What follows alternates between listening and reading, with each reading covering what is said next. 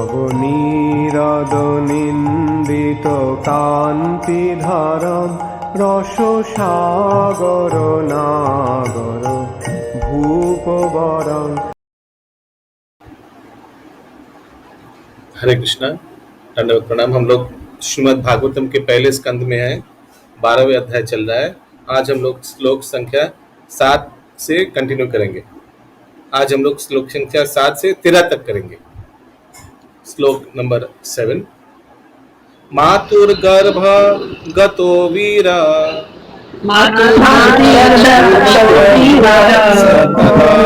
भृगु नंदन ददर्श पुरुषं कंचेत् दायमनो अस्त्र तेजस।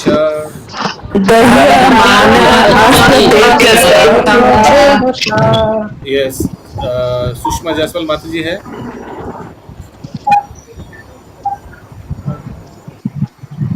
यस, संगिनी शाह माता जी। हरे कृष्णा, प्रणाम। माता साउंड ठीक नहीं आ रहा है।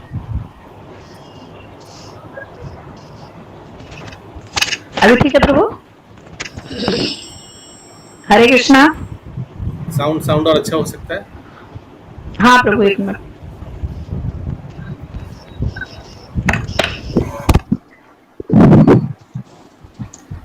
हरे कृष्णा। हाँ, बेटर है। हे भृगुपुत्र, जब महान योद्धा बालक परीक्षित अपनी माता उत्तरा के गर्भ में थे और ब्रह्मास्त्र के ज्वलन ताप से पीड़ित थे, तो उन्होंने परमेश्वर को अपनी ओर आते देखा। और एक बार माता जी sound, I don't know, sound I am not. प्रभु एक मिनट कर रहे हैं, दूसरा फोन से बात की। या। हे भृगुपुत्र, जब महान योद्धा बालक परीक्षित अपनी माता उत्तरा के गर्भ में थे और अश्वत्थामा द्वारा छोड़े गए ब्रह्मास्त्र के ज्वलन ताप से पीड़ित थे, तो उन्होंने परमेश्वर को अपनी ओर आते देखा। तात्पर्य: मृत्यु सामान्यतः 7 मास की समाधि है।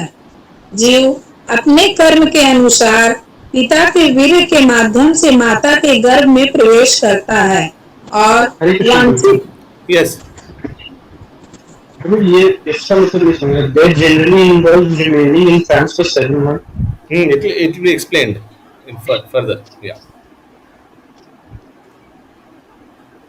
continue माता जी।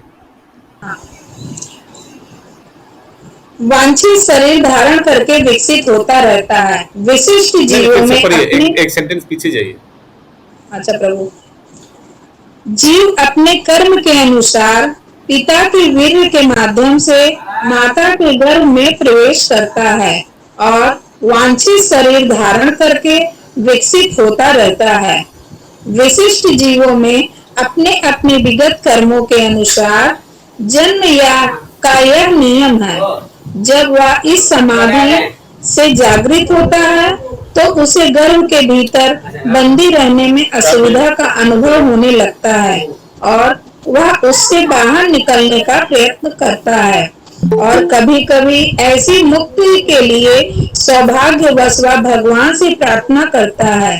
जब महाराज परीक्षित अपनी माता के गर्भ में थे तो अश्वत्थामा द्वारा छोड़े गए ब्रह्मास्त्र का उन पर प्रहार हुआ, जिससे उन्हें प्रखर ताप का अनुभव हो रहा था, किंतु उनके भगवत भक्त होने के कारण भगवान अपनी अपार शक्ति से गर्भ के भीतर साक्षात प्रकट हुए और बालक यह देख सका कि कोई उसे बचाने आया है। उस असहाय अवस्था में भी बालक परीक्षित ने असहाय ताप सहन किया, क्योंकि वे स्वभाव से महान योद्धा थे, इसीलिए यहाँ वीर शब्द प्रयुक्त हुआ है।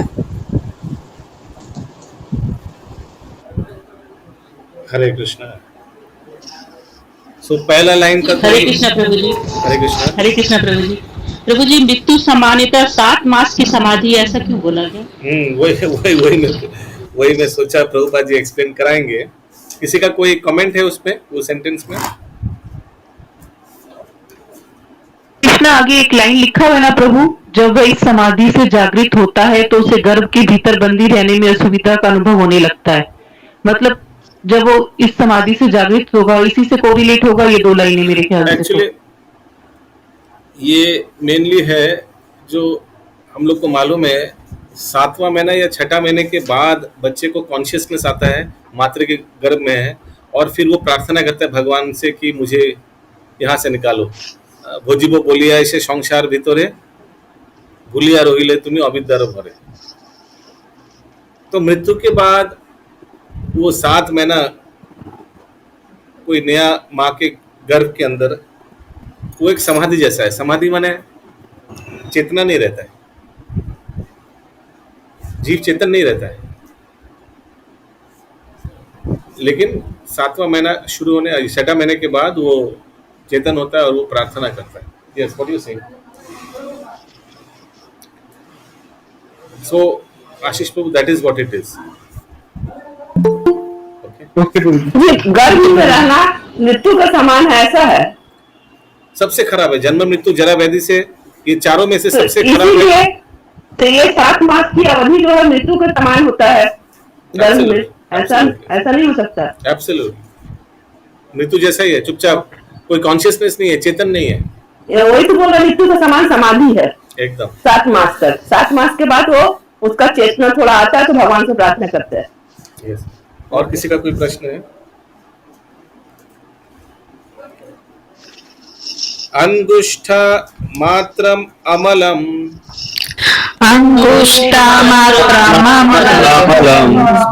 पूरक मौलिनम अपि व्यदर्शनम श्यामम तदिद्वाससम अच्युतम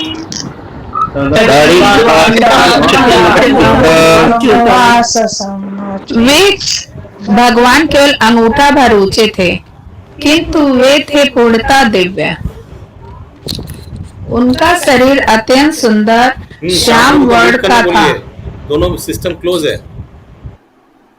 फिर से बोलिए अनुवाद। वे केवल अंगूठा भर ऊंचे थे, किंतु वे थे पूर्णता दिव्य। उनका शरीर अत्यंत सुंदर श्याम वर्ण का तथा अच्युत था, और उनका वस्त्र बिजली के समान चमचमाता पीत वर्ण का तथा उनका मुकुट देदीप्यमान सोने का था। बालक ने उन्हें इस रूप में देखा। कौन बालक ने किसको देखा? गोपानंद कृष्ण प्रभु।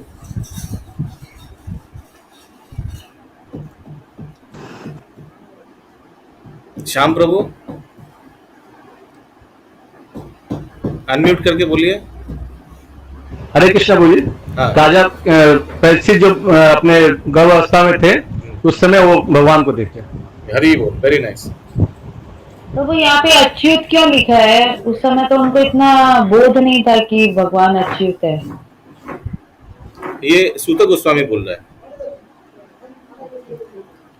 तो भगवान अंगूठे के हाइट में था, गर्भ के अंदर में तो छोटा हो गया ना, अंदर जाकर प्रोटेक्शन किया। श्रीमद दीर्घ चतुर्बाहुम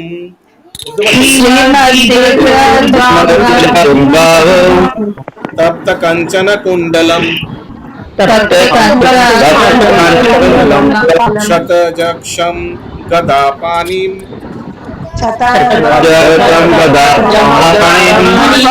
सर्वतो दिशम परिभ्रमन्तं उल्काभ्यम भ्रमयन्तं गदां मुहुः।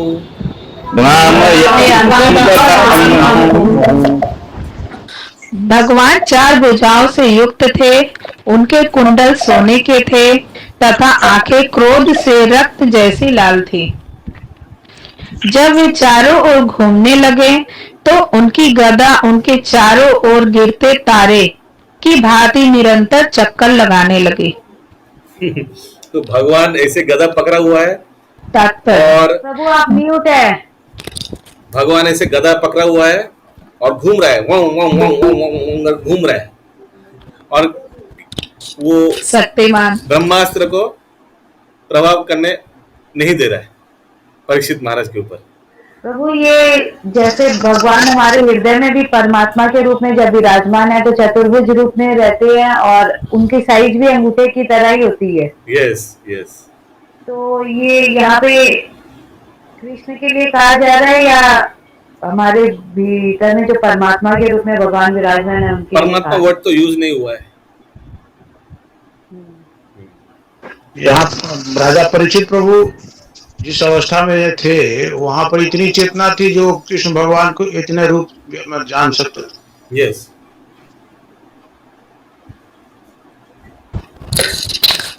नहीं अशोक प्रभु नहीं, ये सूत गोस्वामी बोल रहे हैं।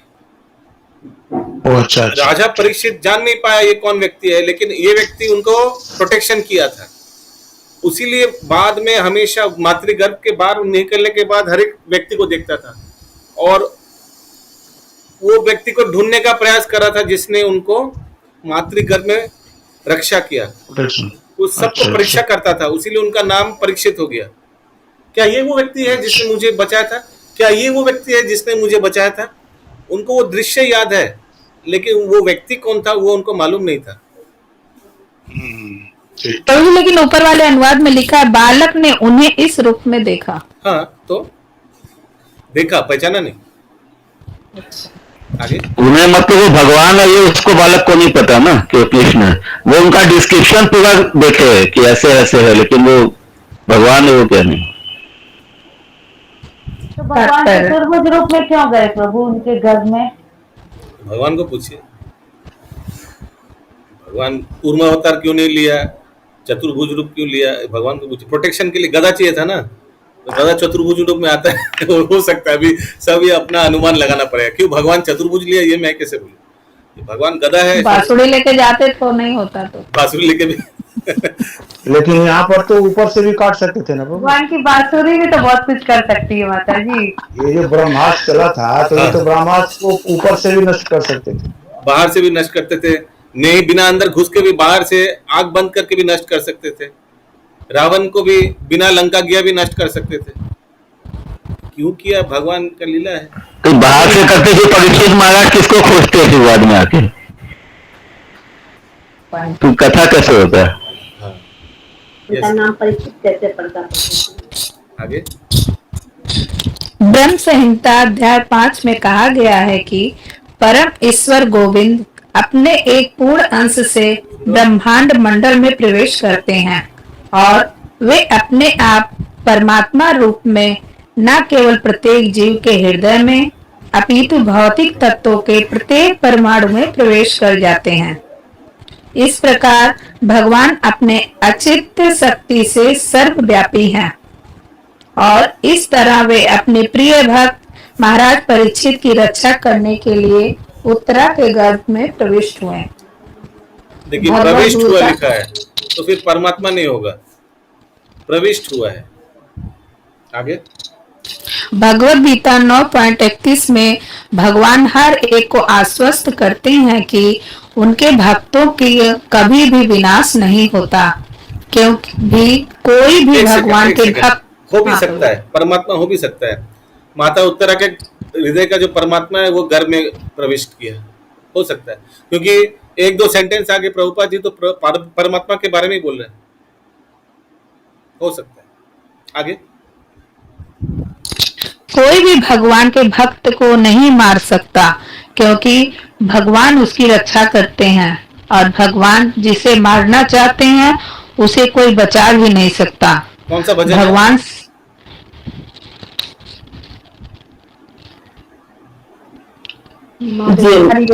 हरे कृष्ण मारी तो मारी गई जारी। हाँ, आगे भगवान सर्वशक्तिमान है, अतएव वे चाहे तो मार भी सकते हैं और बचा भी सकते हैं। वे उस विषम परिस्थिति में उत्तरा के गर्भ में भी अपने भक्त महाराज परीक्षित को ऐसे रूप में दिखाई पड़े जो उसकी दृष्टि के अनुरूप था। भगवान हजारों ब्रह्मांडों से भी वृहत रूप धारण कर सकते हैं और साथ ही परमाणु से भी लघु बन सकते हैं। दयालु तो वे है ही, अतएव वे जीव की सीमित दृष्टि के अनुरूप बन जाते हैं। वे असीम हैं। वे हमारी किसी गणना की परिधि में सीमित नहीं हैं। वे हम जितना सोच सकते हैं उससे भी अधिक विशाल और हमारी चिंतन शक्ति से भी अधिक लघु बन सकते हैं, किंतु प्रत्येक दशा में वे वही शक्तिमान भगवान बने रहते हैं। उत्तरा के गर्भ में अंगूठे के तुल्य विष्णु में तथा बैकुंठ धामवासी पूर्ण नारायण रूप में कोई अंतर नहीं है। वे अपने विभिन्न असमर्थ भक्तों की सेवा स्वीकार करने के लिए अर्च विग्रह रूप स्वीकार करते हैं।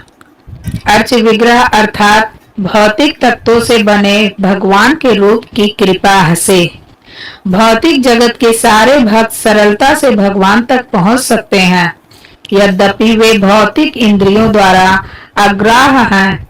अतएव अर्च विग्रह भगवान का पूर्ण आध्यात्मिक स्वरूप है, जिसे भौतिक भक्त देख सकते हैं।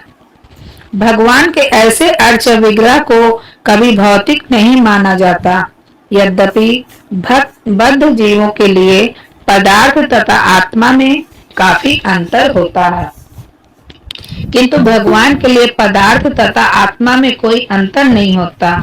भगवान के लिए सारा अस्तित्व केवल आध्यात्मिक है और इसी तरह भगवान के साथ घनिष्ठ संबंध रखने वाले शुद्ध भक्त के लिए आध्यात्मिक अस्तित्व के अतिरिक्त और कोई नहीं होता।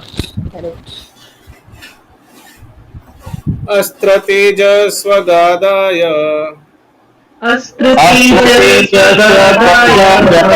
निहारम् इव गोपति विधामन्तं सन्निकर्षे पर्येक्षत का इत्यसो।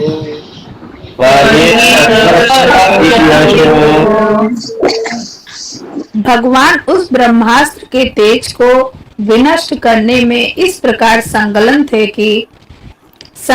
थे कि जिस तरह सूर्य ओश की बूंदों को उड़ा देता है। वे बालक को दिखाई पड़े तो वह सोचने लगा कि वे कौन थे।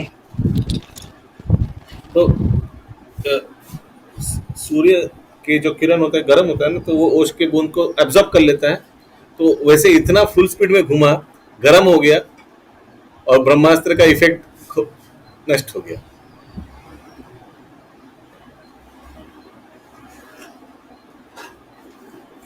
विधूय तद अमेयत्मा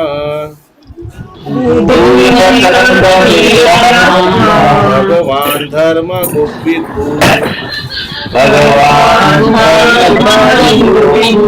निशतो दासमासस्य सत्रेवंतार दधे हरि।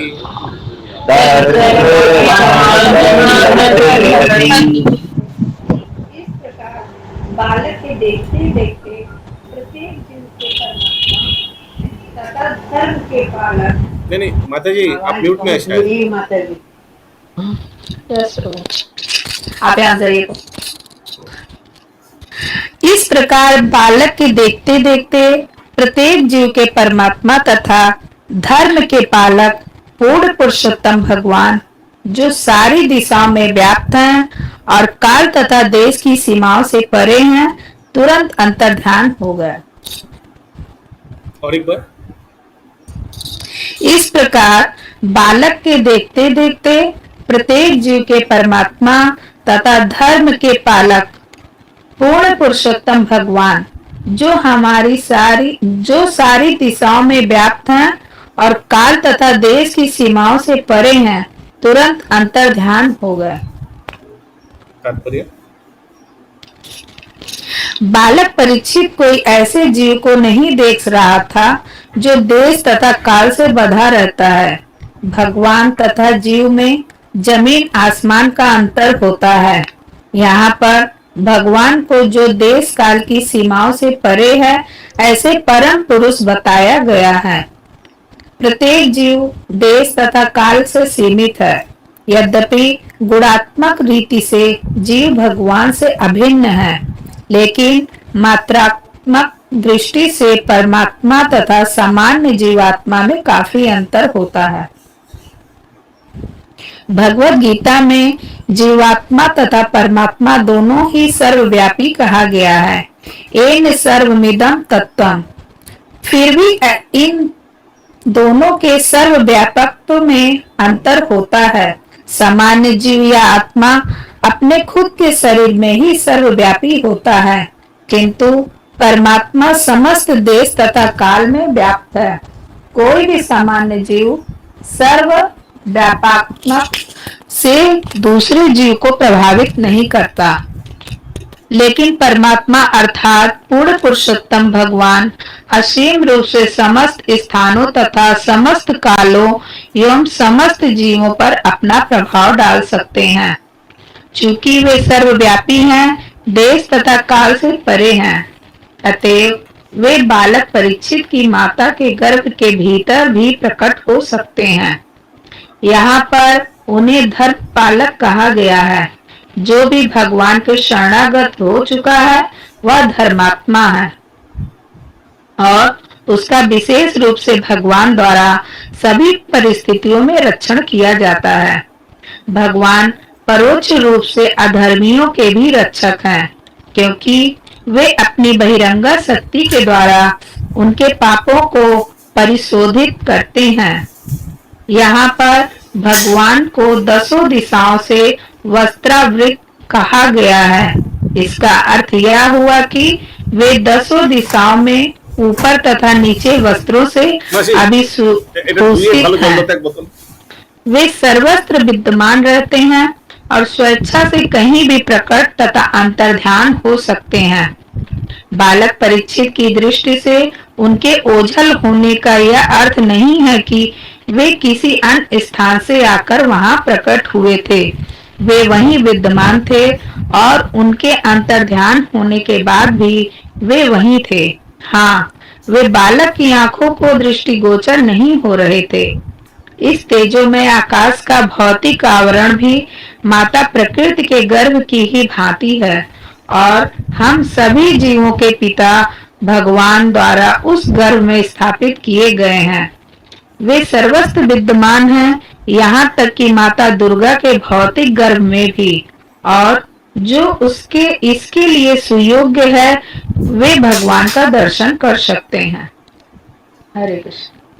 कृष्णा प्रभु, ये जो एक लाइन गया है, भगवान परोक्ष रूप से अधर्मियों के भी रक्षक हैं, क्योंकि वे बहिरंगा शक्ति के द्वारा उनके पापों को परिशोधित करते हैं। तो कैसे करते हैं पापों को परिशोधित? बहिरंगा शक्ति के द्वारा दंडित करते हैं। ठीक है, वस्त्रावृत वाला नहीं समझना है कि भगवान 10 दिशाओं से वस्त्रावृत कहा गया है। हाँ, ये ठीक है माता, समझ गया। निर्गुण हाँ प्रभु, दंडित तो करते हैं बहिरंगा शक्ति के द्वारा। कैसे? मतलब बहिरंगा शक्ति के द्वारा दंडित करते हैं, माया के द्वारा। अच्छा, माया के। हाँ, सॉरी, ठीक है। ये सुमना करेंगे माता जी। ये अंतिम लाइन माता प्रभु जी। हाँ, वो भी आ रहा है। वस्त्रावृत वाला जो है कि भगवान को 10 दिशाओं से वस्त्रावृत कहा गया है, इसका अर्थ यह हुआ कि 10 दिशाओं में ऊपर नीचे वस्त्रों से आभूषित है। इसका अर्थ क्या हुआ? तो The Lord mentioned here as one who is dressed in 10 direction. This means dressed with garments on 10 sides, up and down. He is present everywhere and can appear and disappear at his will, from everywhere and anywhere.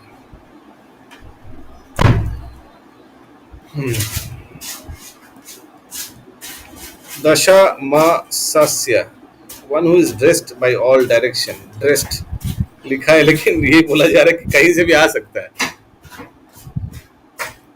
Okay, dress लिखा हुआ है, लेकिन यही बता रहा है कि कहीं से भी आ सकता है भगवान। ओके, और लास्ट वाला यस। हरे कृष्ण प्रभु। यस इंद्रावती माता। प्रभु जी, नीचे का लाइन नहीं समझ गया। यहाँ तक कि माता दुर्गा के इस भौतिक गर्भ में भी और जो इसके लिए सुयोग है वे श्री भगवान का दर्शन कर सकते हैं। हाँ, तो ये गर्भ को तुलना किया गया भौतिक जगत के जैसा। हम लोग माता दुर्गा के गर्भ के अंदर में है, माया के प्रभाव में है, और जब इससे बाहर निकलेंगे तो भगवान के धाम जाएंगे। वही बोला जा रहा है, ये एक माया जैसा है, माया जाल जैसा है गर्भ। ठीक है अशोक प्रभु, अब पढ़िए, देखिए समझ में आएगी। ठीक है। 12 नंबर। तथा सर्व गुणोदार के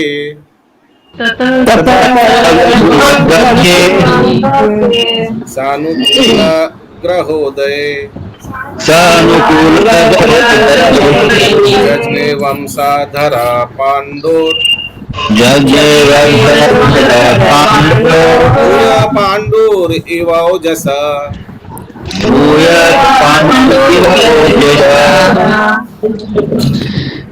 तत्पश्चात जब क्रमशः सारी राशि तथा नक्षत्रों से शुभ लक्षण प्रकट हो गए, तब पांडु के उत्तराधिकारी ने जन्म लिया, जो पराक्रम में उन्हीं के समान होगा। और एक बार माता जी। हाँ प्रभु।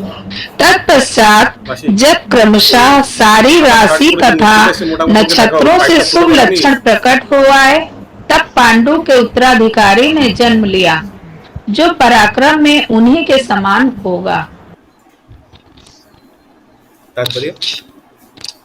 जीव पर ग्रह नक्षत्रों का प्रभाव कोई कल्पना नहीं है, अपितु वास्तविकता है कि जैसा कि श्रीमद् भागवतम में पुष्टि हो रही है, प्रत्येक जीव हर क्षण प्रकृति के नियमों द्वारा नियंत्रित होता रहता है। ठीक उसी तरह जिस प्रकार नागरिक राज्य द्वारा नियंत्रित होता है, राज्य के नियमों का पालन स्थूल रूप से होता है, लेकिन प्रकृति के नियम हमारी मोटी बुद्धि के लिए सूक्ष्म होने के कारण स्थूल रूप से अनुभव नहीं किए जा सकते हैं। जैसा कि भगवद गीता 3.9 में कहा गया है कि जीवन के प्रत्येक कर्म से प्रतिक्रिया फल उत्पन्न होती है, जो हम पर बंधन स्वरूप होती है, और केवल वे कर्म को यज्ञ के लिए किए जाते हैं, वे फलों से बद्ध नहीं होते। हमारे कर्मों का निर्णय उच्च अधिकारियों अर्थात भगवान के दूतों द्वारा होता है, और इस तरह हमें अपने अपने कर्मों के अनुसार शरीर प्राप्त होते हैं। प्रकृति का नियम इतना सूक्ष्म है कि हमारे शरीर के प्रत्येक अंग पर उन्हीं ग्रह नक्षत्रों का प्रभाव पड़ता है, और जीव को यह क्रियाशील शरीर इसलिए प्राप्त होता है कि वह ऐसे ग्रह नक्षत्रों के प्रभाव को साध कर अपनी कारागार अवधि को पूरा कर सके। अतएव मनुष्य का भाग उसके जन्म काल के ग्रह नक्षत्रों द्वारा निर्धारित होता है, और विद्वान ज्योतिषी उसकी तथ्यपरक कुंडली तैयार करता है। यह एक महान विज्ञान है, किंतु यदि इसका दुरुपयोग होता है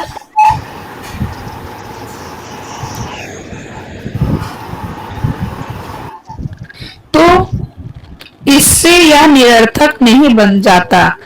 महाराज परीक्षित या कि भगवान भी किसी शुभ नक्षत्र राशि में प्रकट होते हैं, और इस शुभ क्षण में जन्म लेने वाले शरीर पर इन नक्षत्रों का प्रभाव पड़ता है। सबसे शुभ नक्षत्र वह है जब भगवान इस भौतिक जगत में प्रकट होते हैं, और इसे जयंती कहते हैं। इस शब्द का किसी भी अन्य बात के लिए दुरुपयोग नहीं करना चाहिए। महाराज परीक्षित केवल हरे कृष्ण। एक मिनट प्रभु, एक लाइन गई थी ना कि यह एक महान विज्ञान है, किंतु यदि इसका दुरुपयोग होता है तो इसे निरर्थक नहीं बन जाता। मतलब फिर से ये है अभी पढ़ा या आगे पढ़ा?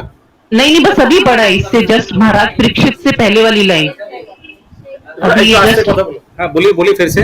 ज्योतिष शास्त्र यह एक महान विज्ञान है, किंतु यदि इसका दुरुपयोग होता है तो इससे निरर्थक नहीं बन जाता। ये एक महान विज्ञान है यानी एस्ट्रोलॉजी। हाँ, ये जो ग्रह नक्षत्र के बारे में बताया गया है कि इसका दुरुपयोग तो करता है ना। तो अच्छा, दुरुपयोग होने से इसका अर्थ नहीं बदलेगा, मतलब इसका अर्थ यही है। एब्सोल्युटली ठीक है। और बहुत लोग सच्चे नहीं रहते, लेकिन पैसा कमाने के लिए सब कुछ जोशी बन के बैठा, वही दुरुपयोग होगा। तो और लोगों को गलत गलत बताते हैं तो लोग उस पर विश्वास करना छोड़ देते हैं। इस शब्द का किसी भी अन्य बात के लिए दुरुपयोग नहीं करना चाहिए। महाराज परीक्षित केवल एक महान क्षत्रिय सम्राट ही न थे, अपितु महान भगवत भक्त भी थे। अतः वे किसी भी अशुभ क्षण में जन्म नहीं ले सकते थे। जिस प्रकार किसी प्रतिष्ठित व्यक्ति का स्वागत उचित स्थान पर उचित समय में पर किया जाता है, उसी प्रकार भगवान द्वारा विशेष रूप से सुरक्षित महाराज परीक्षित जैसे व्यक्ति के स्वागतार्थ ऐसा उपयोग क्षण चुना गया था, जब सारे शुभ ग्रह एकत्र होकर राजा पर अपना प्रभाव डाल सके। इस तरह उनका जन्म हुआ और वे श्रीमद् भागवत के महान नायक बने। नक्षत्रों का यह संयोग मनुष्य की इच्छा से उत्पन्न नहीं किया जा सकता, अपितु यह तो परमेश्वर की महती व्यवस्था का प्रबंधन होता है। निसंदेह जीव के शुभ या अशुभ कर्मों के अनुसार ही यह व्यवस्था की जाती है। यही जीव द्वारा संपन्न शुभ कर्मों की महत्ता प्रकट होती है। केवल शुभ कर्मों के द्वारा ही जीव को उत्तम संपत्ति, उत्तम शिक्षा तथा उत्तम स्वरूप प्राप्त होता है। नक्षत्रों के शुभ प्रभाव के लिए समुचित वातावरण तैयार करने में सनातन धर्म मनुष्य का शाश्वत कर्तव्य संप्रदाय के संस्कार अत्यंत उपयोग सिद्ध होते हैं। अतएव उच्च वर्णों द्विजों के लिए संतुष्ट गर्भाधान संस्कार समस्त शुभ कर्मों का शुभारंभ है, जिससे मानव समाज में अत्यंत पवित्र तथा बुद्धिमान श्रेणी के मनुष्य उत्पन्न होते हैं। उत्तम तथा योग्य जनता के द्वारा ही विश्व में शांति तथा समृद्धि आएगी। अवांछित तथा विषय भोग में लिप्त रहने वाली अयोग्य प्रजा से अशांति फैलेगी और यह संसार नरक बना रहेगा। तस्य पिता मनाराज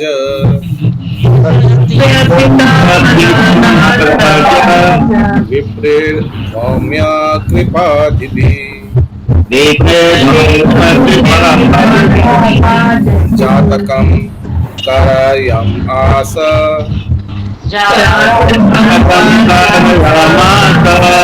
वाचयित्वा च मङ्गलम्।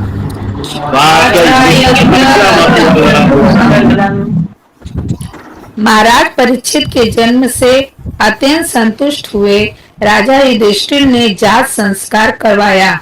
धौम्य, कृप इत्यादि विद्वान ब्राह्मणों ने शुभ स्त्रोतों का पाठ किया। वर्ण आश्रम धर्म में वर्णित संस्कारों को संपन्न कराने में निपुण ऐसे श्रेष्ठ तथा बुद्धिमान ब्राह्मणों की आवश्यकता है। जब तक ये संस्कार संपन्न नहीं कराए जाते, तब तक अच्छी संतान की संभावना नहीं है। और इस कलयुग में इस संस्कार विधि के अभाव में सारे संसार की जनता क्षुद्र, गुण वाली या इससे भी निम्न होती है। किंतु समुचित सुविधाओं तथा उत्तम ब्राह्मणों के अभाव के कारण इस युग में वैदिक संस्कारों का पुनरुद्धार कर पाना संभव नहीं है। लेकिन इस युग के लिए अन्य पद्धति भी संस्तुत है, और वह है पंचरात्रिक पद्धति। यह पंचरात्रिक पद्धति शूद्र श्रेणी के लोगों पर लागू की जाती है, जो कलयुग की प्रजा मानी जाती है, और युग तथा काल के अनुरूप संस्तुत की जाने वाली यही संस्कार विधि है।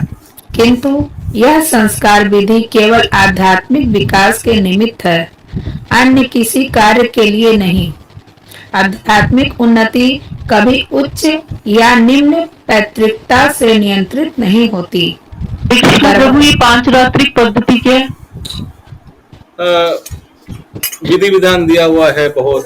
एक किताब है पंचरात्र, जो नारद पंचरात्र, इसमें बहुत विधि विधान दिया हुआ है। धार्मिक है, भक्ति मार्ग में है, बहुत रूल्स एंड रेगुलेशंस दिया हुआ है। उसमें गर्भाधान संस्कार भी आता है। इट इज डिटेल में दिया हुआ है। गर्भाधान संस्कार जड़ है एक्चुअली। ये करने से आत्मा का शुद्धिकरण होता है और उसका आने वाला कल बहुत भक्तिमय होता है। जो पीछे एक लाइन गई थी उसमें लिखा था कि किंतु समुचित सुविधाओं तथा उत्तम ब्राह्मणों के भाव के कारण इस युग में वैदिक संस्कारों का पुनरुद्धार कर पाना संभव नहीं है। तो ये मतलब वैदिक संस्कार डिफरेंट होते हैं और ये पांचरात्रिक पद्धति अलग होती है, दोनों में फर्क होता है? नहीं, वैदिक संस्कार पंचरात्र विधि भी आता है, गर्भाधान संस्कार भी आता है। लेकिन इसमें लिखा है इस युग में वैदिक संस्कारों का पुनरुद्धार कर पाना संभव नहीं है। हाँ, वो तो है, डिफिकल्ट भी है, दरकार भी है, लेकिन डिफिकल्ट भी है। जैसे यज्ञ वगैरह होते तो हर किसी गर्भाधान संस्कार दरकार भी है, लेकिन ब्राह्मण भी चाहिए वैसे जो कर पाए ठीक से। हरे कृष्णा प्रभु जी। Yes. हरे कृष्णा। हरे कृष्णा। हरे कृष्णा प्रभु हाँ, जी। गायत्री। यहाँ अनुवाद में लिखा हुआ है प्रभु जी, जैसे महाराज परीक्षित के जन्म से अत्यंत संतुष्ट हुए राजा युधिष्ठिर ने जात संस्कार करवाया, धौम की इत्यादि। तो कृपाचार्य थे क्या प्रभु जी? युधिष्ठिर महाराज ने करवाया, लेकिन करवाया माने वो खुद तो नहीं करेगा, आयोजन किया। ना, ना। राजा दादू, उसका पिताजी नहीं है, पिताजी मर गया, अभी उसी को करना पड़ेगा। युधिष्ठिर महाराज दादू जैसा है ना, वो नहीं पूछ रहे हैं प्रभु जी। जैसे वो विद्वानों का नाम दिया है, धौम में कृप इत्यादि विद्वान ब्राह्मणों ने शुभ स्त्रोतों का पाठ किया, तो कृपाचार्य है क्या? हाँ, लग रहा है तो कृपाचार्य होना चाहिए। कृपाचार्य का मृत्यु हुआ था क्या? मृत्यु नहीं हुआ था। आगे लिखा हुआ है प्रभु जी, आगे लिखा हुआ है कृपाचार्य। अच्छा, कृपाचार्य का मृत्यु नहीं हुआ था क्या युद्ध में? अच्छा, ये तो कौरव का लिए पक्ष में था, कौरव का। ओके, यस, आगे। गर्भाधान संस्कार के बाद अन्य संस्कार भी होते हैं। चिरंजीवी में कृपाचार्य भी एक है प्रभु जी। हाँ माता जी, 7 चिरंजीवी जो है अभी तक, कृपाचार्य भी नाम है, उसमें कृपाचार्य भी है। अच्छा, ओ हरि बोल। ओके, पढ़ो प्रभु। हाँ प्लीज। गर्भाधान संस्कार के बाद अन्य संस्कार भी होते हैं, यथा सीमांतोन्नयन, सदभक्षणम इत्यादि, जो गर्भावस्था काल में संपन्न होते हैं। और जब शिशु का जन्म होता है तो सबसे पहला संस्कार जात कर्म है। यह संस्कार महाराज युधिष्ठिर द्वारा राजपुरोहित धौम्य तथा महान सेनापति एवं पुरोहित कृपाचार्य जैसे योग्य ब्राह्मणों की सहायता से संपन्न कराया गया। महाराज युधिष्ठिर ने इन दोनों विद्वान तथा योग्य पुरोहितों की सहायता के लिए तमाम उत्तम ब्राह्मणों को लगाकर यह उत्सव संपन्न कराया। अतः सारे संस्कार अर्थात शुद्धिकरण की विधियां मात्र औपचारिकताएं या सामाजिक उत्सव ही नहीं, अपितु ये व्यवहारणीय है और धौम्य तथा कृप जैसे योग्य ब्राह्मणों द्वारा सफलता पूर्वक संपन्न कराए जाते हैं। इस युग में ऐसे ब्राह्मण न केवल विरले हैं, अपितु उपलब्ध भी नहीं होते। अतएव इस पतित युग में आध्यात्मिक उन्नति के लिए गोस्वामी जन वैदिक अनुष्ठानों की अपेक्षा पंचरात्रिक सूत्रों को वारिता प्रदान करते हैं। तो ये संस्कार जो व्यवहार नहीं है, इसका मतलब क्या हुआ?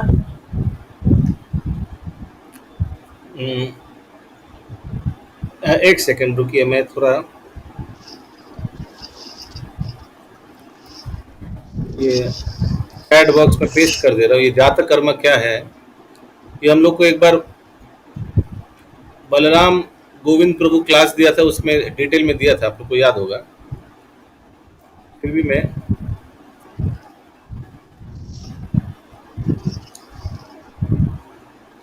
ये जातक कर्म में the father welcomes the baby by touching the baby's lips with honey and ghee. घी और हनी माने मधु देता है थोड़ा होठ में। Sometimes this ritual is marked with recitation of Vedic hymns. तो शास्त्र का मंत्र पढ़ा जाता है।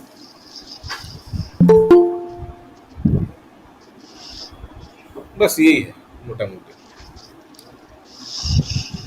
यस क्या पूछ रहे प्रभु जी यहाँ लास्ट में जो लिखा है कि गोस्वामी जन सुमन गौरंगी माती क्या पूछ रही थी, सीक्वेंस में जाते हैं। तो यहाँ पे बोला गया है कि जो सारे संस्कार है ये शुद्धिकरण के अलावा शुद्धिकरण की वास्तविक औपचारिकता या सामाजिक उत्सव ही नहीं अपितु ये व्यवहारणीय भी है। तो व्यवहारणीय का अर्थ क्या हुआ? But they are also for practical व्यवहार में लाने योग्य or also for practical purposes and can be successfully performed by expert brahmanas by Dharma and Kripa. All samskaras purification process are not mere formalities or social function but they are all for practical purpose. हाँ, तो just लोग दिखाने के लिए नहीं है, ये करने से एक्चुअली माने इसका फल मिलता है।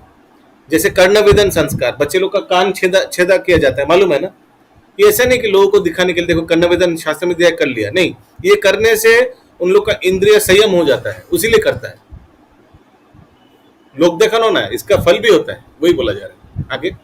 ये संगिनी शाह पे माती आप क्या पूछ रहे थे? हाँ तो जो पढ़े लास्ट का, अतएव इस प्रतीत युग में आध्यात्मिक उन्नति के लिए गोस्वामी जन, जो गोस्वामी जन है प्रभु, तो जो बोला गया तो गोस्वामी जन तो हम लोग में भी हैं, हम लोग को मतलब संस्था में सब सच गोस्वामी और सत गोस्वामी।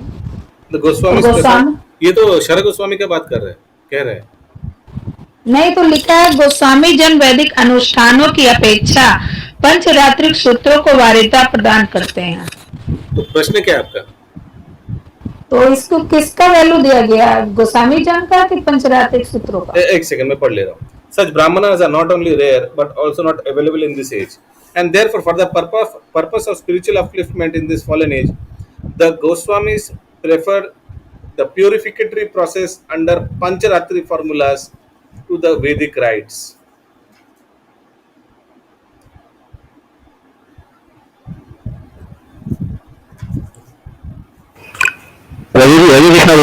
एक सेकंड,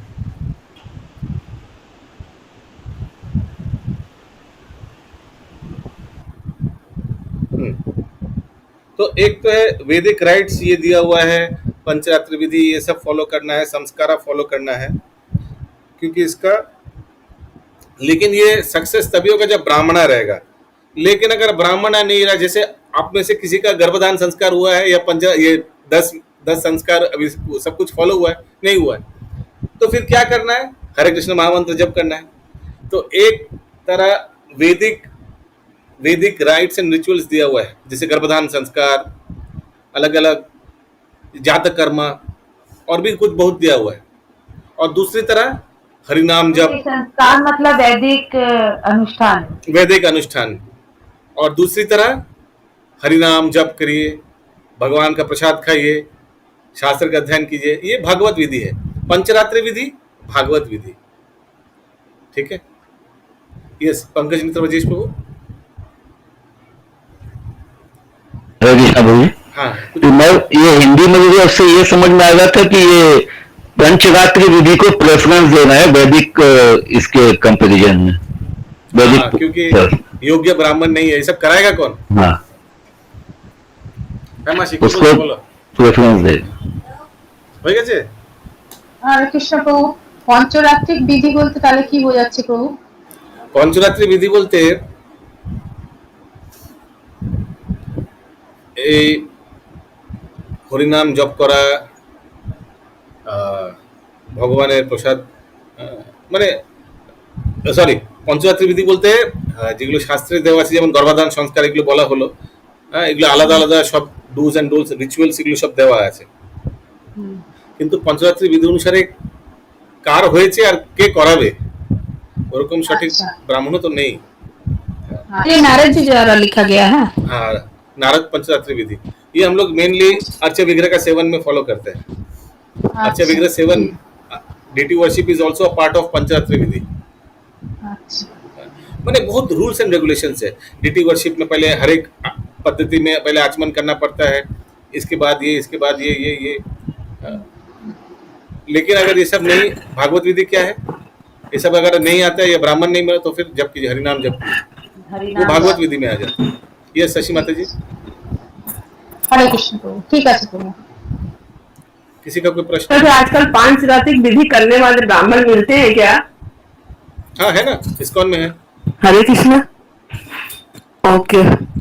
यस, कोई कुछ पूछ रहे हैं? आगे। कृपाचार्य महर्षि सदर्वन के पुत्र थे और गौतम के वंश में उत्पन्न हुए थे। उनका जन्म एक अकस्मात घटना कही जाएगी। संयोगवश महर्षि सदर्वन की भेंट जनपदी नामक वर्ण की एक सुप्रसिद्ध अप्सरा से हुई, तो सदर्वन का वीर 2 भागों में बट गया। एक भाग तुरंत बालक बन गया और दूसरा बालिका। इस प्रकार जुड़वा बच्चे उत्पन्न हुए। बालक कृप का नाम से और बालिका कृपी नाम से विख्यात हुई। महाराज शांतनु को जंगल में शिकार करते समय ये शिशु मिले और घर लाकर संस्कार कराकर उन्हें ब्राह्मण पद प्रदान किया। बाद में कृपाचार्य द्रोणाचार्य के समान महान सेनापति बने और उसकी बहन कृपी द्रोणाचार्य को ब्याह दी गई। कालांतर में कृपाचार्य कुरुक्षेत्र के युद्ध में सम्मिलित हुए और दुर्योधन के दल में चले गए। कृपाचार्य महाराज परीक्षित के पिता अभिमन्यु को मारने में सहायक बने, किंतु द्रोणाचार्य के ही समान महान ब्राह्मण होने के कारण वे अभी भी पांडव कुल द्वारा सम्मानित थे। जब दुर्योधन से द्रुत कीड़ा में हार कर पांडव वन चले गए, तो धृष्टराज ने उनके मार्गदर्शन के लिए कृपाचार्य को नियुक्त किया। युद्ध समाप्त होने पर कृपाचार्य पुनः राज्यसभा के सदस्य बन गए और महाराज परीक्षित के जन्म के समय जन्म उत्सव को सफल बनाने के लिए उन्हें वेद मंत्रोच्चार करने के लिए आमंत्रित किया गया। जब महाराज युधिष्ठिर जब राज प्रसाद त्याग कर हिमालय के लिए महाप्रणाय करने लगे, तब वे महाराज परीक्षित को शिष्य रूप में कृपाचार्य को सौंप गए और उन्होंने संतुष्ट होकर घर का त्याग किया, क्योंकि महाराज परीक्षित का भार कृपाचार्य ने संभाल लिया था।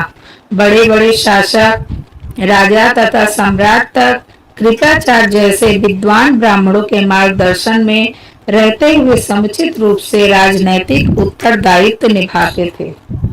हरे कृष्ण। किसी